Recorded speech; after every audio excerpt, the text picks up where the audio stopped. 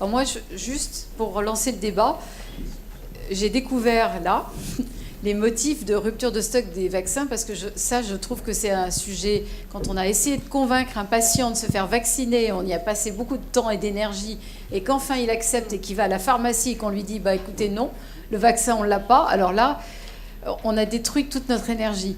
Et donc cette communication pour expliquer le pourquoi on a des ruptures de stock, je pense qu'elle est importante, parce que la rupture de stock, elle va crescendo partout tout le temps. Il y a une espèce de suspicion sur les trucs qui sont faits en Inde. Enfin, vous entendez les patients nous raconter des tas de choses. Et je pense que la communication autour de la rupture de stock, c'est vraiment majeur. Pour moi, en tout cas. Oui, alors ça, on est convaincu. Avec les industriels du vaccin et le LEM, on a eu plusieurs ateliers pour l'expliquer. Pour expliquer aussi la concentration des acteurs aujourd'hui, puisque il faut être conscient que nous ne sommes pas beaucoup et de moins en moins vaccin avec oui, j'ai un problème avec le micro. Je veux rien cacher du tout. Je veux que ce soit complètement transparent. Et donc, on est de moins en moins de producteurs, avec une demande mondiale croissante, un temps de production de plus en plus long, comme je le disais, et tout ça doit être expliqué. Moi, l'image des vaccins, des combinaisons pédiatriques qui sont aujourd'hui en pharmacie, qui ont été commencées en production 3 ans auparavant, elles ont un sens et elles doivent être en fait expliquées aux vaccinateurs et aux personnes. Oui, tout à fait. Autre question à poser? Sujet chaud autour du vaccin. Philippe, le chat.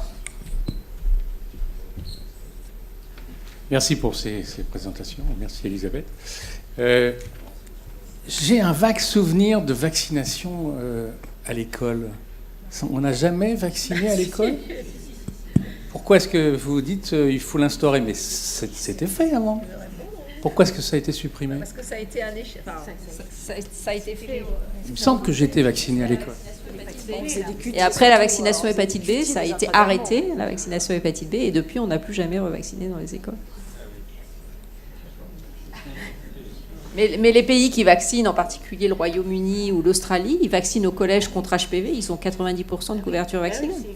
Mais parce que je pense que l'éducation nationale n'est pas pour, il n'y a plus de médecins scolaires, il n'y a plus d'infirmières scolaires, les enseignants ne sont pas tellement pro-vaccination.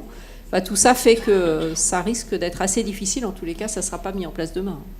Je veux bien laisser Elisabeth. Oui, non, mais je pense qu'effectivement, là, pour HPV, c'est clair que la position, si on ne peut pas vacciner à l'école, je pense que malheureusement, la couverture vaccinale HPV, on aura du mal à ce qu'elle soit, sauf si on se met à vacciner HPV à l'âge de 5 ans, mais je ne pense pas qu'on ira aussi tôt. Mais c'est clair que... Mais la vaccination à l'école, je pense qu'il y a eu je ne sais plus s'il y avait eu des effets secondaires qui avaient été invoqués, enfin ça avait soulevé des tas de questions, et ça a été interrompu très, très brutalement en raison de toutes les questions de responsabilité, entre guillemets, que ça a posé pour les enseignants, pour les établissements, pour les professionnels de santé qui travaillent dans les établissements scolaires.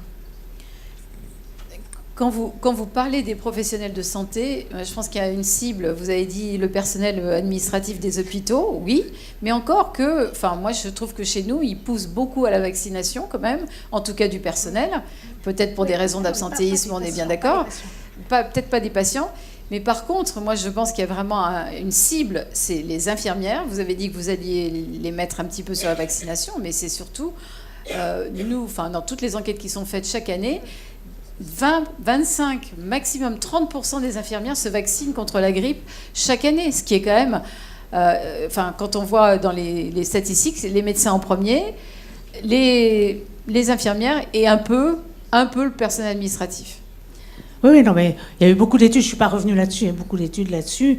Il y a un vrai problème spécifique, vaccination antigrippale, infirmières et aides-soignantes dans les hôpitaux. Il y a eu pas mal d'études.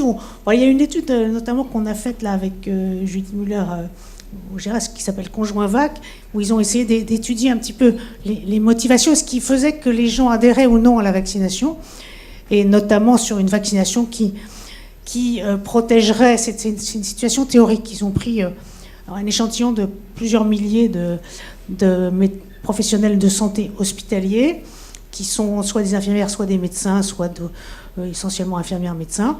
Et on leur propose différents scénarios pour un vaccin qui protège contre une maladie respiratoire qui est plus ou moins transmissible et qui est plus ou moins grave. Et ce qu'on voit très bien, c'est qu'effectivement, l'acceptabilité de la vaccination, on leur demande s'ils sont vaccinés contre la grippe, on retrouve les chiffres que vous donnez, on est à peu près... C'était un échantillon qui était un peu correctement vacciné, puisqu'on n'est pas très loin de 40% de couverture vaccinale, mais plus chez les médecins que chez les infirmières. Et surtout, ce qui est intéressant, c'est dans le scénario, vous voyez, dès que la question de la vaccination qui est en question, dès que c'est un vaccin nouveau, la confiance baisse et le refus augmente. Donc il y a déjà cette question, la nouveauté, et surtout chez les professions infirmières, la nouveauté est pas bien perçue pour les vaccins. Un vaccin nouveau, a priori, c'est dangereux. La deuxième chose, c'est si on stigmatise les gens qui se vaccinent avec un badge, ou on leur dit ils sont vaccinés, ou au contraire, on stigmatise ceux qui ne sont pas vaccinés en leur mettant pas de badge, en leur demandant de porter un masque. Ça, c'est complètement refusé par la profession infirmière. Si l'autorité prône la vaccination, ça induit un comportement anti-vaccinal, de rejet, mais pas chez les médecins. Si les médecins acceptent, c'est assez étonnant d'ailleurs, parce qu'en général, les médecins ne sont pas tellement disciplinés. Bon, enfin là, en l'occurrence, il y a une grosse différence entre les deux types de vaccins.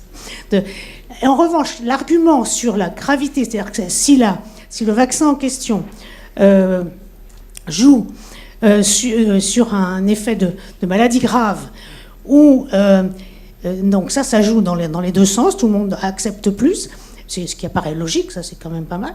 Et alors, ce qui est très marrant, c'est le côté, conservateur, c'est-à-dire si beaucoup de gens sont vaccinés, ça entraîne une adhésion à la vaccination. Si peu de gens autour sont vaccinés, je suis a priori contre le vaccin.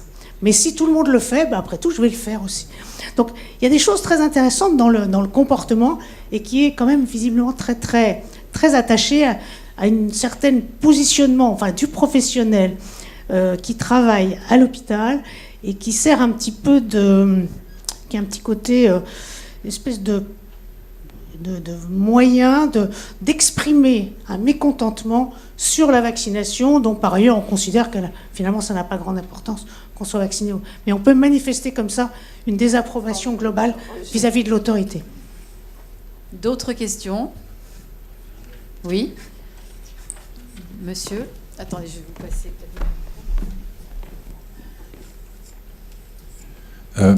Une remarque et une question par rapport à comment vous voyez les partenariats publics-privés sur le sujet. Dans mon foyer, il y a des pour et des contre au niveau de la vaccination. Les contre disent « Moi, une brochure avec un logo d'un labo pharmaceutique, je ne la lis même pas ». Et est-ce qu'on ne devrait pas aller vers du multi-privé, c'est-à-dire d'avoir un pool d'industriels, alors vous avez dit qu'ils sont plus très nombreux et c'est vrai, qui puissent abonder dans un partenariat public multi-privé, déjà pour un petit peu délayer le conflit d'intérêts perçu, et comment faire en sorte que l'argent public puisse financer la communication et qu'on enlève les logos de la communication. Bon, je peux répondre sur certains points, bien évidemment. Donc, il existe déjà un pool d'industriels à travers le LEM Vaccin qui, en fait, a un comité spécifique sur la vaccination qui, donc, est tout à fait à même de faire des communications, comme je disais, sur nos domaines de légitimité, que ce soit donc la production, que ce soit la recherche, que ce soit le développement et autres, sous une bannière qui est une bannière commune. Après, il semblerait parfois que les industriels interagissent sur un terrain qui n'est pas aujourd'hui toujours pris par les autorités et par les professionnels de santé aussi. Donc il y a aussi forcément des communications qui sont faites aussi dans un espace qui n'est pas occupé pour le moment. Et après la dernière question que vous posez, c'est une réflexion certainement plus large. Et là, c'est peut-être quelque chose qu'il faut enclencher à l'avenir. Mais il est sûr qu'il y a besoin de soutien, de communication et de s'adresser à la population, aux professionnels de santé aussi. Hein. On l'a vu dans les études en fait, qui ont été faites, notamment par M. Verger à l'INSERM, et que toutes les parties prenantes en fait, doivent y contribuer, sous la meilleure forme qui soit pour qu'elle soit acceptée. Entièrement d'accord.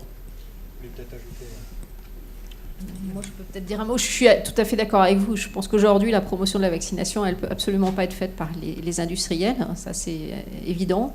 Et en revanche, il n'y a aucun budget de recherche en particulier qui est consacré à des études spécifiques en sciences sociales et en acceptabilité de la vaccination. Donc on est dans une situation qui est vraiment très compliquée.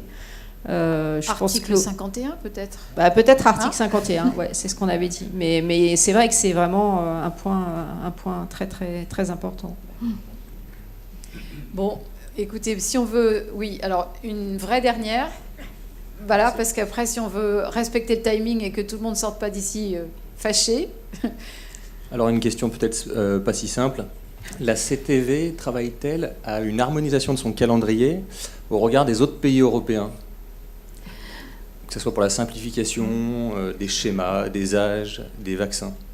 Écoutez, de toute façon, déjà, quand le calendrier vaccinal, je tiens à rétablir quelque chose de vrai, c'est-à-dire ce n'est pas nous qui l'établissons, c'est le ministère de la Santé. Hein. C'est-à-dire que nous donnons un avis. Je pense que c'est important de le dire. C'est-à-dire, on donne un avis sur une proposition du ministère, on renvoie notre avis, et c'est le ministère après qui prend ou non en compte notre avis. Donc ce n'est pas nous qui... Alors, il y a des discussions avec le ministère, mais il faut bien donner au ministère sa prérogative, qui est vraiment celle du calendrier vaccinal.